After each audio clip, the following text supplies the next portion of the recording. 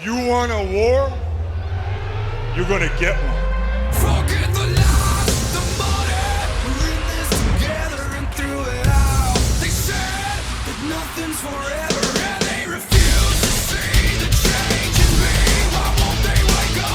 Come on, come on, come on. Let's get it out to the music. Play that fucking music. Live through my music, yeah.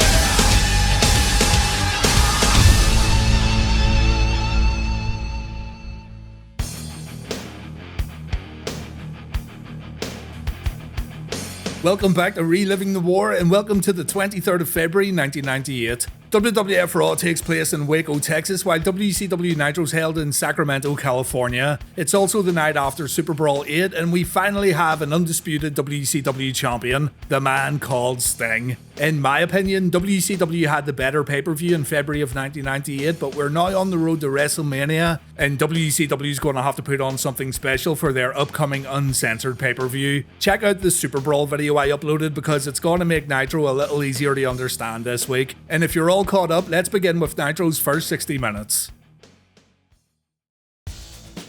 The commentary team are absolutely delighted that Sting brought the championship home last night at Superbrawl, but they're also disappointed with Scotty Steiner not only turning his back on WCW, but turning his back on his own brother. We hear what DDP and Ric Flair think about Scott's actions last night, and basically, Scott Steiner's nothing but a sellout who let down the fans and brother Rick. Booker T says when the chips are down, you're supposed to look after your brother. And Bret Hart, someone who knows all about fighting your own flesh and blood, says this is going to go on for a long time, and that's a real shame. Mean Gene tried to get a word with Rick as he entered the arena, but Rick didn't want to talk. He's absolutely devastated. In the arena, Lex Luger challenged Scott to a match, but he got Kurt Hennig instead. A match then took place between these two, but it was interrupted very early on by some random dude jumping into the ring and attacking Luger. It took the commentators a moment to realise that this is actually Scotty Steiner, and what a transformation Scotty had in the space of 24 hours. Luger lands on his head after a suplex, and Steiner's sunglasses get jammed in Scott's face before falling off. Steiner has a cut above his eye thanks to those shades, but he's gonna teach Lex a lesson and deliver more punishment. When Luger fights back, Buff Bagwell hits the ring, and this leads to Rick Steiner coming down to even the odds. Rick confronts his brother, and we think a fight's gonna break out, but the NWO's here to attack Rick, and we're gonna have to wait for that Steiner versus Steiner physicality. The NWO hold Rick up so Scott can get in a cheap shot. The Stinger then appears and he clears out the ring instantly, and then a few WCW wrestlers come out to check on Lex and Rick before Nitro moves on. The boys in the ring applaud Rick Steiner and Sting as they shake hands. Dallas Page then defeated Van Hammer with a super diamond cutter, but Page got attacked by Raven's flock afterwards. Chris Benoit saved Dallas, so it looks like this rivalry hasn't ended yet, and that's a good thing. A limousine pulls up to the arena, Hollywood and Bischoff get out, and they tell someone to wait in the limo until later on. I wonder who it could be. Vincent tells Hogan what just happened at the start of the show, so the mandatory in-ring Hulk Hogan promo's up next. The boys march down to the ring, and Hogan says Sting just stuck his nose in someone else's business, and this proves that Sting is nothing but a coward. Hogan had Sting beat last night, but that no good Nick Patrick fast counted the Hulkster when Patrick wasn't even the referee. Okay, Hulk. So, to prove that Sting's not the man, Scott Hall's gonna get his title shot tonight, and Scott Hall's gonna bring the belt back to Hogan and back to the New World Order. As for Randy Savage, that no good Randy Savage, WCW Uncensored's coming up, and Hogan wants a match. A steel cage match where Hogan can end this once and for all and kick Savage out of the NWO. Savage shows up in the audience, and Randy says Hogan won't kick him out of the faction, it'll be Savage kicking Hogan out. Randy likes the idea of a steel cage match, so Randy agrees to the uncensored bout. So there you go, that's the answer to WrestleMania 14. Kaz Hayashi made his WCW television debut next against Ultimo Dragon. He lost to Dragon the night before in a Superbrawl dark match, and the same thing happened here on Nitro. Hayashi would move on to Mexico before returning to WCW next month very briefly, and then he has a longer stint in the United States following a stint in New Japan.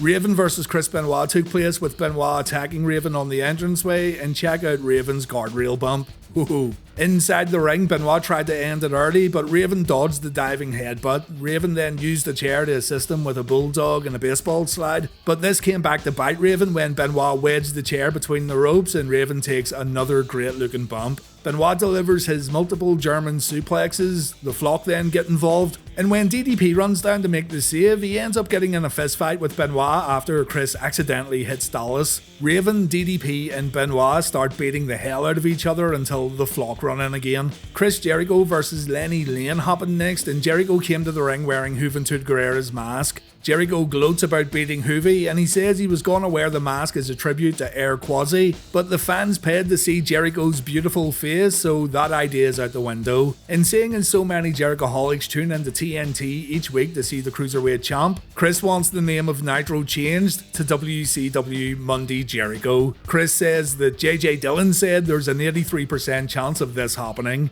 Lenny Lane put up a good fight, and the crowd did want to see Chris get beaten here, but the Lion Tamer ensured that Chris left Nitro still the Cruiserweight champion.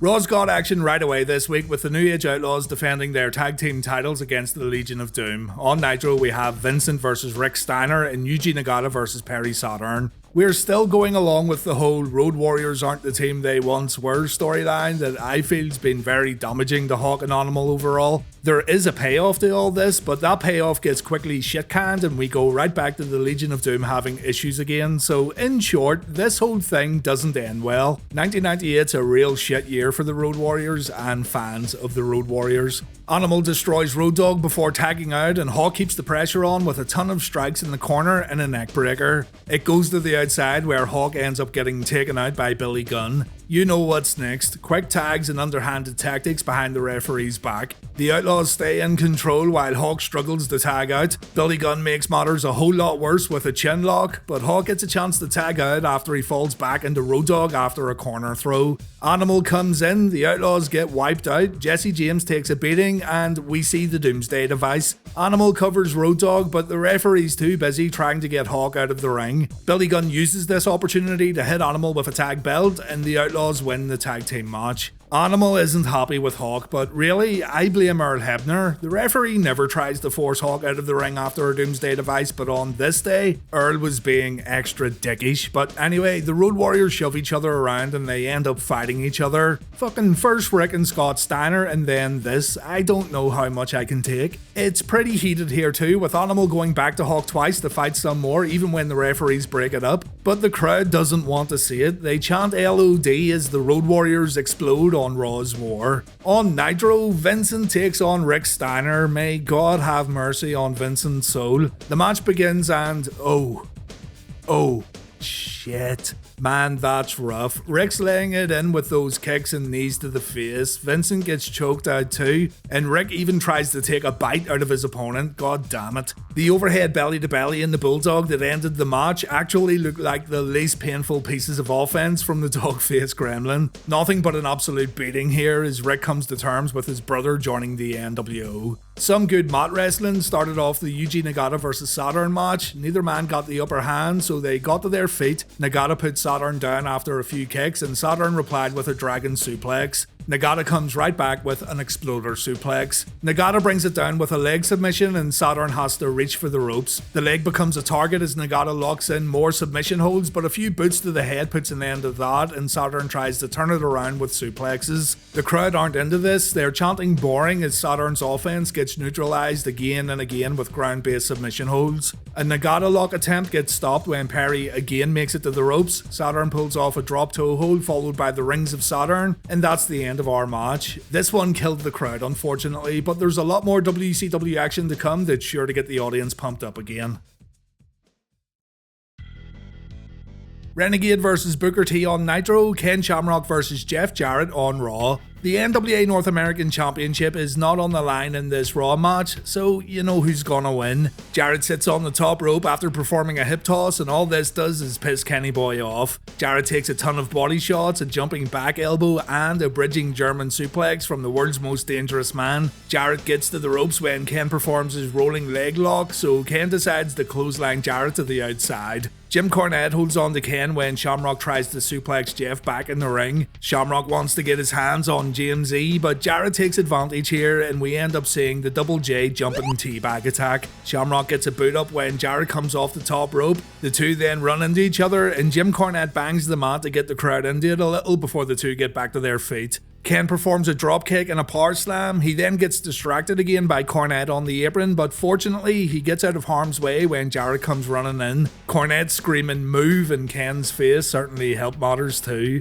Tim White ends up getting whacked accidentally, and this leads to Cornette getting in the ring with his tennis racket. His aim was truly fucking awful here as he whacks Double J, and this leads to Jarrett getting knocked out cold. Ken applies the ankle lock, but Jarrett can't give up, so the referee awards the match to Kenny Boy. When Jarrett comes around, he tells Michael Cole that he thinks it's time for he and Cornette to go their separate ways. So it appears Jarrett's time as part of the NWA faction is coming to an end. Jerry Lawler tries to interview Animal, but Hawk overhears his partner saying he doesn't have a brother anymore. This leads to Hawk attacking Animal, and the fight has to get broken up by Bradshaw, the Headbangers, some random job guy, and the usual officials who always seem to be nearby when things like this happen. On Nitro, Marvelous Mark Merrill's banging theme song plays in the arena. This great state of California, it's opened its arms to WCW World Championship. And the Renegade walks out. It looks like he's aged considerably since the last time we saw him. Booker T had a fantastic night at Superbrawl and it paid off. It sucked what happened to Rick Martel, but on the flip side of that, the fans are going crazy for Booker T. And even Mike Tenay says WCW now have a big star on their hands.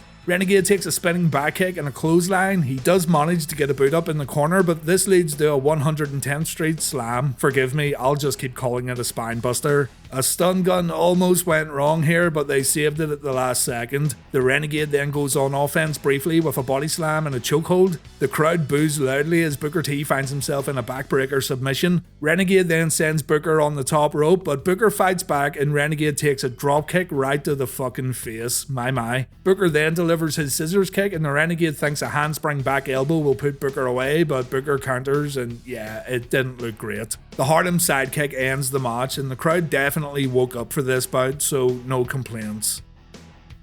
Konnan vs Lizmark Jr. on Nitro, Biker Michael Likers vs Truth Commission on Raw. Kinda sucks that the D.O.A's leader decided to leave and join another faction where he surely won't get used all that well, but he's probably making way better money. Kinda makes the D.O.A look like rejects, but that's because they are rejects. Looks like the Truth Commission are just going to take the Jackal shit too. Last week Sniper wanted to leave and this week he's back on track, but the end of the match here may change things. Not going to talk about this bout in depth because after careful studies and a lot of research I've came to the conclusion that absolutely no one gives a fuck about these matches, so here's what happened at the end. 8-Ball and Skull pulled off a double body slam on Big Kurgan, but he completely no-sold it and he performed a big boot on 8-Ball, I think. He then applied the Claw, which is now known as the Paralyzer. Genius in original name right there, folks. And the Commission won via pinfall. Now, Sniper didn't tag in throughout the whole match, and Jackal wants to know why. Sniper Elite tries to explain himself, but he ends up getting smacked across the face again.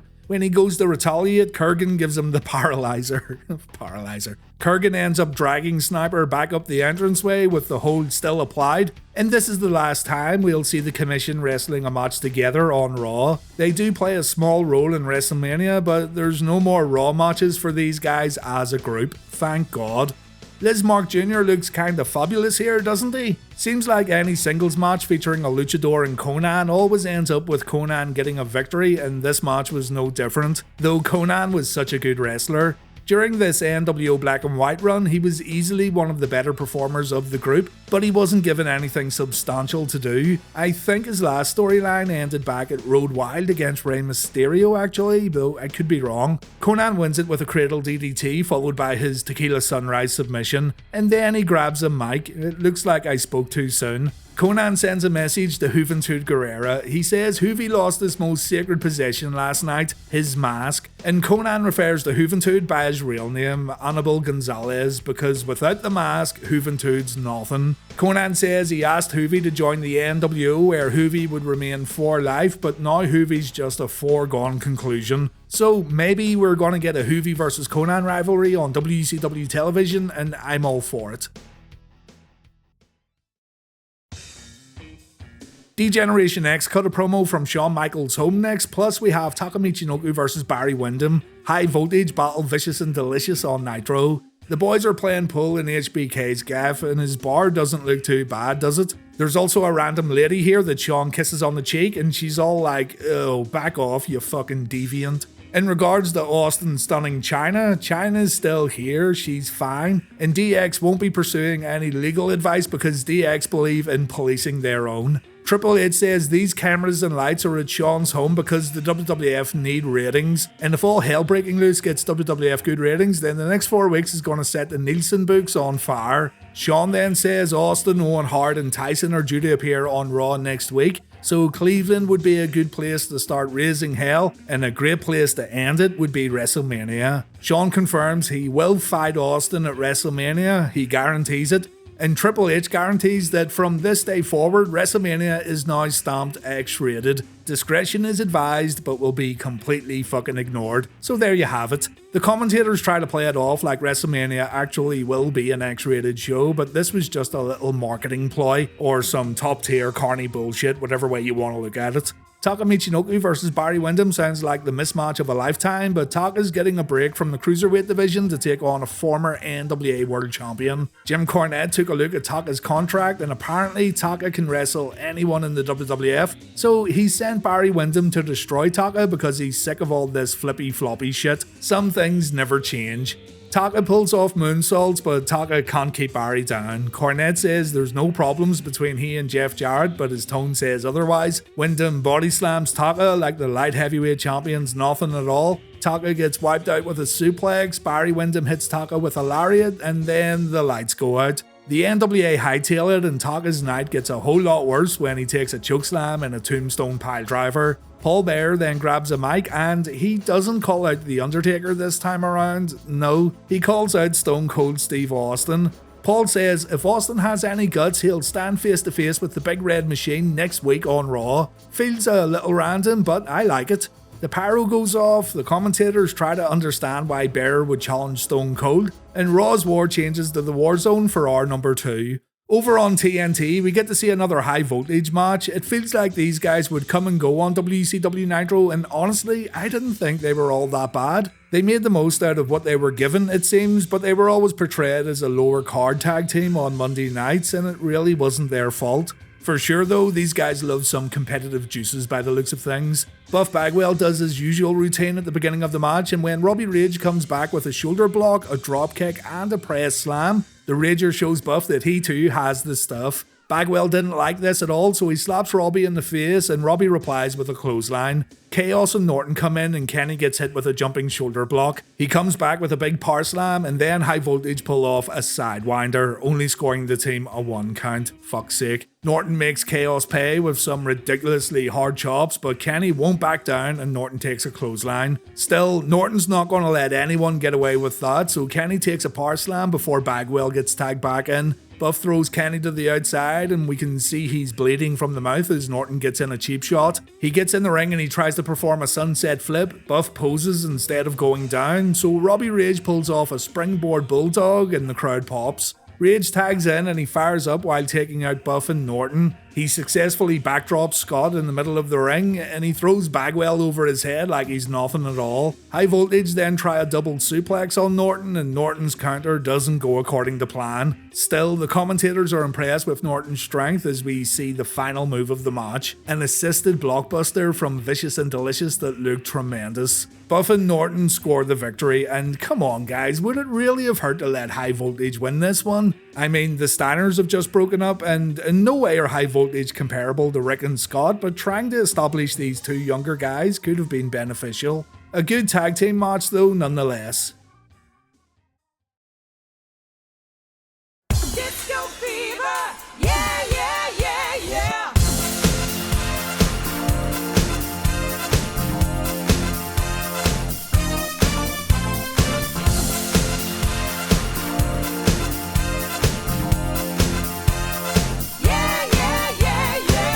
Disco Inferno versus Eddie Guerrero on Nitro, Dusty Rhodes versus Bradshaw on Raw. Eddie is not impressed with this disco dancing fool, and he can't believe that fans would chant Eddie sucks after the Disco Inferno entrance they were just treated to. We get wrist lock counters, headlocks, Eddie runs the ropes, Disco takes a shoulder block, and we get to see Disco Guerrero for just a little moment, and Disco has no choice but to appreciate it. Disco fires back with an inverted atomic drop, a clothesline, and he puts a little spin on his vertical suplex. Eddie performs a chop block and he puts focus on the left leg on the mat.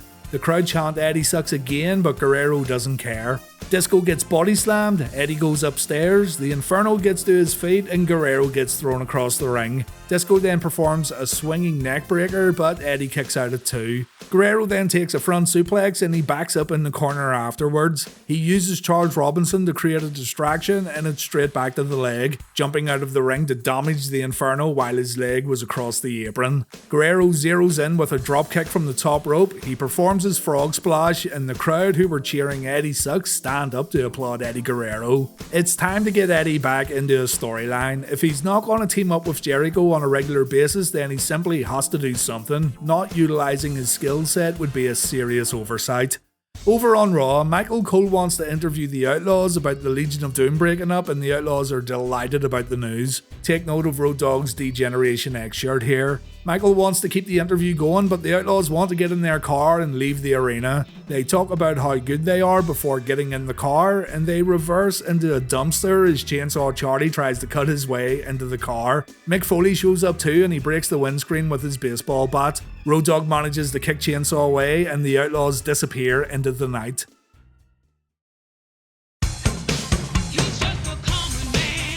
We then hear the voice of Dusty Rhodes, but I don't think that's Dusty, and I don't think that's his voice either. I'm pretty sure that it's Bruce Pritchard doing the Dusty voiceover here, but I could be wrong. But if the Dream could go back in time to his proudest moment, Dusty says he's a 5-time world champion, he's beat Ric Flair 25,000 times in a row, he had a legendary feud with Terry Funk, but Funk whipped his ass so he doesn't want to talk about that. Dusty then says he's a 25-time world heavyweight champion, that number then bounces up to a respectable 2,000-time world champion, and Dusty says after all this, Mr. Stardust himself reached for the stars but he never won the WWF title. Goldust, on the other hand, was close to winning the gold, he touched the gold apparently. And Dusty's very proud of what his son's accomplished so far in the World Wrestling Federation. Dusty says if he could go back in time, he'd go back to the big show. When he was with Sapphire in the World Wrestling Federation and when he wore the polka dots, he was happy. Dusty's dream is to return to WWF as the Common Man, and that dream gets realised tonight on Raw. Common Man Boogie plays in the arena and out walks Dusty Dust. So no, the American Dream is not on Raw tonight. Jim Ross actually says before the fans get their knickers in a twist, the WWF reached out to Dusty to see if this was okay, and apparently he thought it was funny, he loved it. Lawler says, when will these internet geeks get it? Dusty Dust gets the crowd fired up and the crowd are into it. Bradshaw has no idea what's going on. Bradshaw approaches Dusty and Dream threatens him with a mean bionic elbow. Bradshaw gets arm dragged. Dusty tries to chop Bradshaw down, but the former Blackjack has titanium titties and Dusty gets 2 broken hands. Bradshaw punches Dream in the mouth and Dusty grabs a microphone. He says he's the American Dream Dusty Rhodes, the only true Texan around here, the Babe Ruth of wrestling, and Bradshaw should, and I quote, bump his little ass around the ring for the Dream. Dusty says he's getting back in the ring now and Bradshaw should let him beat him up. Dusty wants a test of strength, but Bradshaw strikes Dream instead. Rhodes takes a few hard boots to the face and a corner clothesline. Bradshaw performs a back body drop and an elbow drop. We see some more hard boots as Dusty continues to get his ass kicked, but he comes back with some flip-flop and fly action. Bradshaw says not today, and a big lariat puts an end to Dusty's WWF return. Bradshaw wins on Raw's War. Goldust says afterwards that he knows one thing for sure, Stardust doesn't compare to Goldust, and he's going to get rid of those polka dots.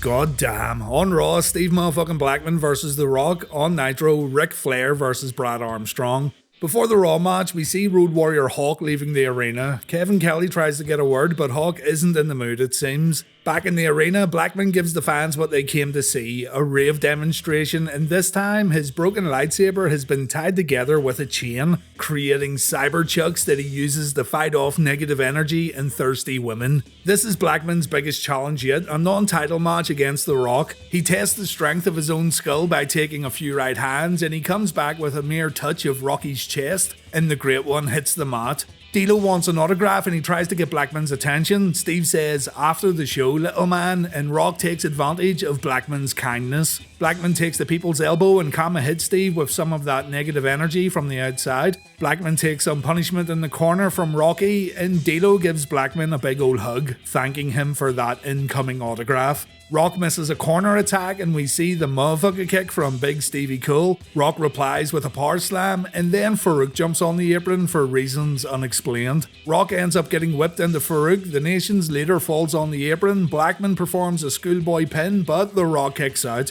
Rock hits a DDT, but again Farouk jumps on the apron when Rocky goes for a pin. D.O.A grabs Blackman's saber chucks and he wants Rock to ask Blackman if he'd think about selling these along with that autograph. So he throws him in the ring, but Blackman knows that no mere mortal can handle this deadly, lethal weapon. So he grabs them and he lightly taps Rock on the back. He covers the People's Champ and Steve Blackman defeats The Rock on Raw's War. What, you didn't think The Rock really had a hope in hell here, did you? A career-defining victory for the baddest motherfucker on the planet. Backstage, Luna Vachon says she wasn't with Goldust earlier because she's waiting to take out Sable. She's gonna rearrange her Estee Lauder face into an Andy Warhol original, and Luna's gonna be on Sable like maggots on roadkill. Beautiful. Before the Nitro match, JJ Dillon confirms that it was he who sent Nick Patrick to the ring last night at Superbrawl. Before the match, Dillon did say that Nick would not officiate the main event, but Patrick was standing by and Nick's decision is final. There's no question about it, Sting's the World Heavyweight Champion.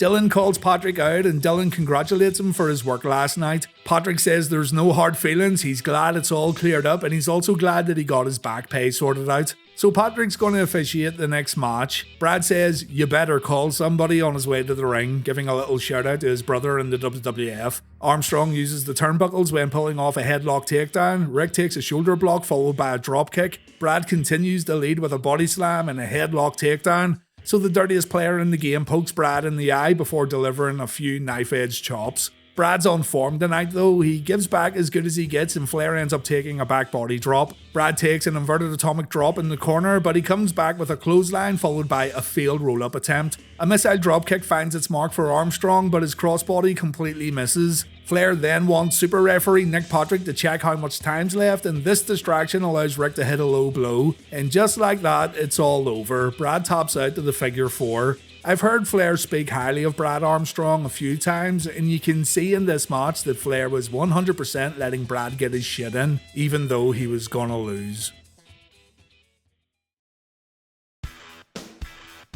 We've got the Giant and Brian Adams cutting promos on Nitro. On Raw, the Headbangers take on the Rock and Roll Express. The NWA Tag Team titles are on the line here once again, only this time Tommy Young will not officiate the match and Jim Cornette isn't happy. He argues that an NWA title match must be officiated by an NWA referee, but Earl Hebner's going to do the honours here, and that means this one gets contested under WWF rules. The Rock and Roll collide into each other at the start of the bout, and the problems continue when Robert punches Ricky by accident. Marsh thinks this was fucking brilliant. Ricky then gets thrown into Robert as Jim Cornette wonders what the hell's wrong with the Express tonight. Morton and Gibson then argue in the ring, so that's the Steiners, the LOD and the Rock and Roll all having problems this week. Speaking of tag teams, Jim Ross announces a New Age Outlaws versus Cactus Jack and Chainsaw Charlie match for WrestleMania right here, and it's going to be some sort of special stipulation match. Ricky and Robert hug it out, but Cornette gets smacked off the apron. Morton manages the suplex thrasher, but the Rock and Roll double dropkick completely misses. Thrasher gets a lukewarm tag and Morton gets taken out with a side slam. Mosh has to throw Gibson out of the ring when he breaks the count, right over the top rope, and there's no disqualification of course. Hebner checks out the guys on the outside. Cornette smacks Thrasher with his tennis racket, but Thrasher falls on top of Ricky and Ricky gets his shoulders counted to the mat. The Headbangers are the new NWA World Tag Team Champions. It's pretty cool seeing the NWA tag titles switch hands on Raw. It's been a rough night for the NWA faction though. The Giant makes his first Nitro appearance since that jackknife powerbomb had sold out, and he says he's always known the risks of pro wrestling, but he still thinks Nash intentionally dropped him on his head and Nash intentionally tried to break his neck. Every time the Giant feels pain in his neck and every time he reaches down to pick something up, he thinks of Kevin Nash. The Giant's gonna go against Doctor's orders so he can get his hands on Big Sexy, and all Kevin has to do is say where and when. Mean Gene reminds Giant that the powerbomb's now been outlawed, and Giant says he wants no excuses so Nash can use his finisher if he wants. We take a commercial break, and then dirty old asshole backer Michael Lacker Brian Crush Adams comes to the ring for an interview. Mean Gene wants to know why Adams joined the NWO and why he turned his back on Bret Hart, and Adams tells Gene to shut up before he gets smacked. Gene didn't appreciate this too much. Adams said the whole reason he left the World Wrestling Federation was to join the NWO, and every wrestler in every company knows that the NWO is the measuring stick. In regards to the Hitman, Bret just isn't good enough to take on fucking Crush of the D.O.A, and Bret wouldn't knock Adams off his feet. Bret's music then plays in the arena. He comes down to the ring and he says, "We can do this right now if you want to." The two have a fight. Adams has the upper hand until he misses an elbow drop. Bret makes Adams pay by locking in a sharpshooter, but Curt Hennig comes down to give Brian a hand. Ravishing Rick Rude gets in the ring too, and Bret's outnumbered. So Nature Boy Ric Flair runs in and the NWO get taken out. Flair grabs a mic and he finally says it. He says that today Bret's the best there is, the best there was, and the best there ever will be. This makes Bret smile. And Flair says a lot of fans are waiting for him to sucker punch the Hitman, but it's not going to happen. He says Bret showed class when he didn't gloat about beating Rick. It sold out, and Bret showed respect when he said Flair was still the man even after defeat. So if Bret ever needs backup, Slick Rick will always be there. Bret says his mission is to take out the whole NWO and he wants a match with Curt Hennig at Uncensored. So there goes that Hulk Hogan feud. Bret's going to take the NWO apart brick by brick, so Hennig's next on the hit list. Hennig and Hart have great matches together all the time, so I'm looking forward to their Uncensored match. But I don't think Hart vs Hennig was the match that the Hitman truly needed in WCW during early 1998. Anyway, Flair notices an NWO fan sitting at ringside. Boy, right here at the NWO, boy. Guess where it is? It's right here, boy. Woo! Our shows end with Scott Hall vs Sting on Nitro and Owen Hart vs Mark Mero on Raw. The WWF era Steve Austin hype video before the main event. Austin is not on Raw tonight, so we see this video that briefly goes over his journey to WrestleMania and his match against HBK. It's a good recap set to Austin's entrance theme and audio from previous promos. So I'll admit I got it wrong last week, and Mero wasn't just put in the main event so his wife could get her big wobblers out, because here's Mero and Sable in the main event once again, although Sable does get sent backstage again. Owen drops a knee on Mero's forehead, Mark takes a hip toss and a drop kick. He comes back with a clothesline though, and he performs a sit down powerbomb. The crowd pops when Sable walks back down to ringside and Mark's pissed off as usual. It's already getting a little tiresome, isn't it? Owen tries to take advantage, but Mero stays in it. He takes a spinning wheel kick and a drop kick from the top rope. Mero then goes down after an enziguri, but Owen's unable to keep Mark down for a 3 count. The Blackheart misses a corner attack and Mero starts laying the punches in. The referee tries to break it up, but Mero ends up shoving him,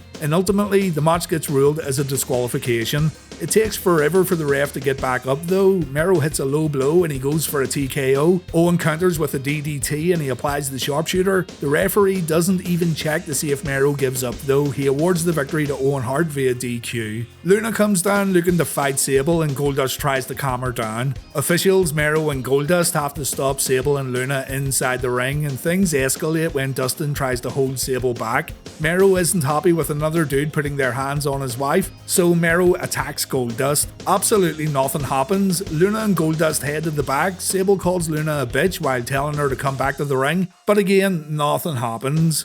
Not gonna lie, the crowd absolutely loves Sable, and there's a lot of people nowadays who try to discredit her popularity, but I'm just not sure about ending Raw with this rivalry 2 weeks in a row, especially on the road to WrestleMania. You thought you were going to see Sting versus Scott Hall, right? Well, think again. The NWO come down to the ring and Bischoff says Hollywood's now bored of Sting and he's focused on Randy Savage. So tonight belongs to Scott Hall, a man who's worked hard, a man who's committed, and the man who's gonna bring back the world title to the NWO. Bischoff says if Sting shows up right now, the group will leave, and I for one completely trust the New World Order. Sting comes out, the NWO get out of the ring with the exception of Hulk Hogan. A shit Sting then shows up, and it's revealed to be Scott Hall as the NWO launch their attack. New World Champion, ladies and gents, New World Champion. Hall delivers his fall-away slam. We then see the Outsider's Edge. Scott begins spray painting Sting, but Randy Savage runs down, and the NWO focus on the Macho Man. Once Macho gets neutralized, some weird motherfucker steps in the ring wearing a Hollywood bandana. It looks like... Oh god no. The Booty Man is part of the NWO. This faction man, jeez. Sting's no problem for the NWO. Savage is no problem for the NWO. Lex Luger with a chair though is just way too much, and the whole group bail when the total package shows up. And that's how Nitro ended. Giving it to Raw this week because WCW flat out lied throughout the entire show about a Scott Hall vs Sting main event. I honestly had it as a tie this week, with Nitro almost getting the victory after the Raw main event, but the ending to Nitro was just so incredibly typical of WCW and it pissed me off more than entertained me. And before you say, well, that's what the heel NWO group's supposed to do, yes, I agree, but you're not supposed to advertise a main event for 3 hours and then not deliver. It's this kind of nonsense that would hurt WCW big time. So Raw wins, and Raw's now got 55 points, Nitro's got 53 points, and we've got 14 ties. Nitro gets a 4.6 in the TV ratings, while Raw got a 3.2. Raw wouldn't get another rating this low throughout the entire remainder of the Monday Night War. Things are about to really heat up. Thanks for watching another episode, guys, and I hope you join me next week for episode 123. We've got Austin, Michaels, and Mike Tyson in the building for Raw's War, plus we'll see if Austin answers Kane's challenge. Should be a good one. Over on Nitro, Sting and Randy Savage decide to join forces, Scott Steiner gets Rick a spot in the New World Order, and Bret Hart makes his in-ring Nitro debut in a match against Bryan Adams. Again, thanks for watching, guys, and I'll see you all next time.